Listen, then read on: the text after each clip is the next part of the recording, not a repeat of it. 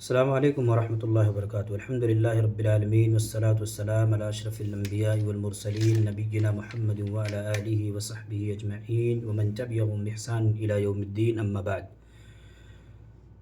محترم ناظرین، آج کی اس درس میں قرآن مجید کی ایک عظیم سورہ نوح کی تفسیر آپ کے سامنے بیان کی جائے گی۔ حضرت نوح علیہ السلام اولو العزم پیغمبروں میں سے ایک پیغمبر تھے۔ اللہ رب العالمین نے ان کی زندگی کے مختلف حالات کو قرآن مجید کی مختلف صورتوں اور مختلف آیتوں میں ذکر فرمایا ہے۔ یہ صورت پوری کی پوری مکی ہے۔ اللہ رب العالمین نے اس صورت کا نام حضرت نوح علیہ السلام کے نام پر رکھا ہے۔ اس صورت کے اندر آپ جب پڑھیں گے، اس کی تفسیر اور اس کا جب ترجمہ آپ مشاہدہ اور ملاحظہ فرمائیں گے، تو ایسی صورت میں آپ کو پتہ چلے گا کہ حضرت نوح علیہ السلام پر اللہ رب العالمین نے جب دعوت کی ذمہ داری عائد فرمائی تو کس طرح سے حضرت نوح علیہ السلام نے اپنی ذمہ داری کو ادا کرنے کی جو بھی ترکیبیں ہو سکتی تھیں، جو بھی کوششیں اور جو بھی محنتیں ہو سکتی تھیں، حضرت نوح علیہ السلام نے وہ کرنے کی کوشش کی۔ فرمایا اللہ تعالیٰ نے انا ارسلنا نوحا الی قومہ ان انذر قومک من قبل ان یاتیہم عذاب علیم۔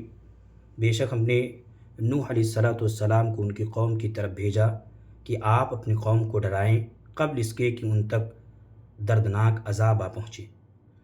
حضرت نوح علیہ السلام کو جب اللہ رب العالمین نے یہ فریضہ ان کے کندھے پر عائد فرمایا تو حضرت نوح علیہ السلام اپنی قوم کی طرف گئے اور کہا، قال یا قومی انی لکم نذیر مبین۔ گئے حضرت نوح علیہ السلام اپنی قوم کے پاس اور کہا کہ اے میری قوم کے لوگوں، میں کھلم کھلا اللہ کی جانب سے ڈرانے والا بنا کر بھیجا گیا ہوں۔ کس بات کی؟ میں تبلیغ کرنے آیا ہوں تم لوگوں کے درمیان۔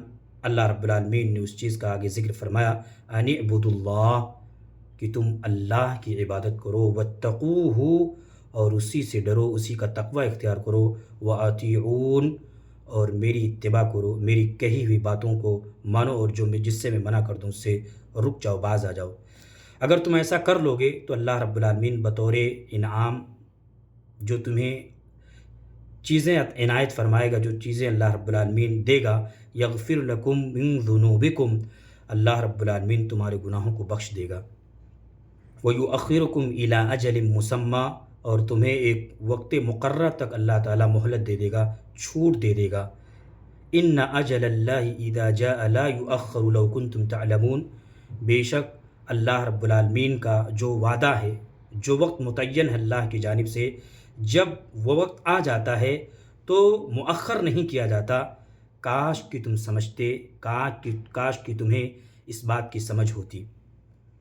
حضرت نوح علیہ السلام نے اپنی قوم کو بڑی کوششوں کے ساتھ، بڑی محنت اور جفاکشی کے ساتھ اللہ رب العالمین کی طرف انہوں نے بلانے کی کوشش کی۔ اللہ رب العالمین نے اگلی آیت میں اسی کا نقشہ کھینچتے ہوئے فرمایا، قال ربی انی دعوت قومی لیلا ونہارا۔ فرمایا حضرت نوح علیہ السلام نے کہ اے میرے رب، میں نے اپنی قوم کو دن اور رات بلاتا رہا، میں اپنی قوم کو دن رات میں بلاتا رہا، دن میں بھی بلاتا تھا، رات میں بھی بلاتا تھا، جب بھی وقت مجھے ملتا تھا میں اپنی قوم کو بلاتا تھا اللہ کی توحید کی طرف۔ لیکن معاملہ یہ ہوا قوم کا، فَلَمْ يَزِدْهُمْ دُعَائِي إِلَّا فِرَارًا، میرے بلانے نے ان کو مزید مجھ سے بھاگنے ہی پر مجبور کر دیا۔ جتنا ہی میں بلاتا تھا اتنی دور وہ مجھ سے بھاگنے کی کوشش کرتے تھے۔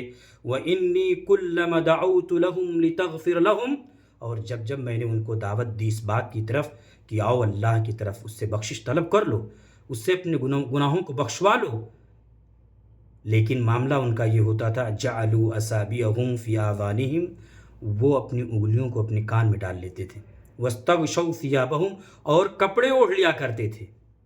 یہ کنایہ اس بات کی طرف تھا کہ ہم تمہاری بات سنیں گے نہیں، چاہے جتنی تم کوشش کر لو، محنت کر لو، لیکن ہم تمہاری بات ماننے کے لیے تیار نہیں ہوں گے۔ وَأَصَرُّوا، اور وہ اڑ جاتے تھے، مصر ہو جایا کرتے تھے، بضد ہو جایا کرتے تھے، وَاسْتَكْبَرُوا اسْتِكْبَارًا، اور تکبر اختیار کرتے تھے۔ ثُمَّ إِنِّي دَعَوْتُهُمْ جِهَارًا، پھر حضرت نوح علیہ السلام نے کہا کہ میں نے انہیں بآواز بلند بھی دعوت دی۔ آواز پست کر کے بھی دعوت دی، آواز بلند کر کے بھی دعوت دی۔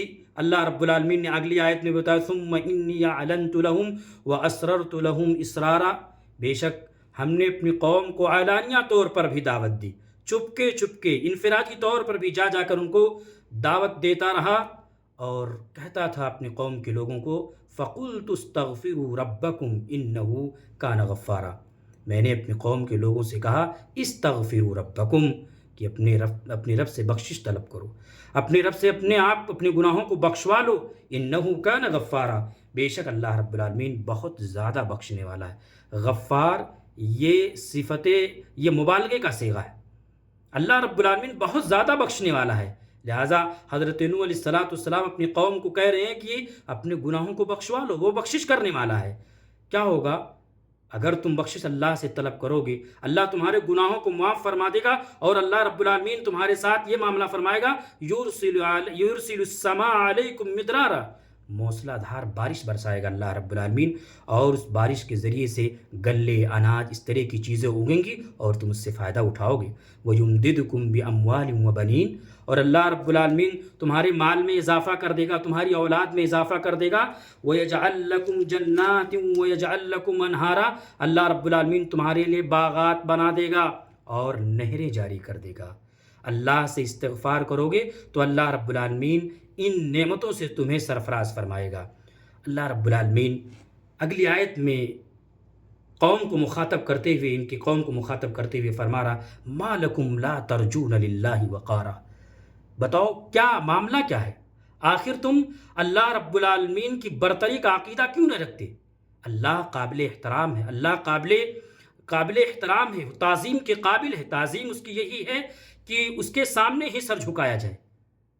معاملہ کیا ہے کہ تم اللہ رب العالمین کی عظمت کا عقیدہ کیوں نہیں رکھتے؟ وَقَدْ خَلَقَكُمْ أَطْوَارًا، اللہ اگلی آیتوں میں لوگوں کے اللہ رب العالمین نے جو ان پر نعمتیں نازل فرمائی ہیں، اللہ رب العالمین اس کا ذکر کر رہا ہے۔ ہم نے تمہیں پیدا کیا، پیدا کرنے کے بعد جسم بنایا، اللہ رب العالمین انہی چیزوں کا تذکرہ آگے فرما رہا ہے وَقَدْ خَلَقَكُمْ أَطْوَارًا، بے شک ہم نے تمہیں پیدا کیا کئی حالات سے گزار کر، نطفے کی شکل میں ماں کے پیٹ میں، نطفے کی شکل میں، گوشت کے لوتھڑے کی شکل میں، اس کے بعد ہڈی، اس کے بعد گوشت اور پوشت، یہ ساری چیزیں ماں کے پیٹ میں ان تمام مراحل سے گزارنے کے بعد پیدا فرمایا، بچپن، جوانی، بڑھاپا، ان سارے مراحل سے ہم نے تمہیں گزارا، پیدا کرنے والا میں ہوں۔ لہٰذا ایسا کیوں ہے کہ تم میری لائی ہوئی بات اور میرے نبی کے ذریعے بتائی ہوئی باتوں کو تم ماننے کی کوشش کیوں نہیں کرتے؟ اللہ رب العالمین مزید ان کی آنکھیں کھولنے کے لیے اور اگزامپل دیتے ہوئے فرمایا الم تروا کیف خلق اللہ، کیا تم نے نہیں دیکھا کہ کیسے اللہ رب العالمین نے پیدا فرمایا سبع سماوات طباقا، ساتوں آسمان کو اللہ رب العالمین نے پیدا فرمایا۔ یہ ساتوں آسمان جو تم دیکھ رہے ہو، اگر تم اس سے عبرت حاصل کرنا چاہو تو یہی تمہارے لیے کافی ہے۔ یہ بلا ستونوں کا جو آسمان، یہ جو چھت ہے تمہارے اوپر، یہ ہم نے پیدا فرمایا، اور تہ بتہ 7 آسمانوں کو پیدا فرمایا۔ وَجَعَلَ الْقَمَرَ فِيهِنَّ نُورًا، اور ہم نے اس میں چاند کو جگمگاتا ہوا بنایا۔ وَجَعَلَ الشَّمْسَ سِرَاجًا، اور اسی طرح سے سورج کو روشن چراغ اس کے اندر بنایا۔ سورج سے ہم فائدہ اٹھاتے ہیں، چاند سے ہم فائدہ اٹھاتے ہیں، یہ ساری کی ساری چیزیں ہم نے تمہارے لیے بنائی ہے، لیکن معاملہ تمہارا یہ ہے کہ تم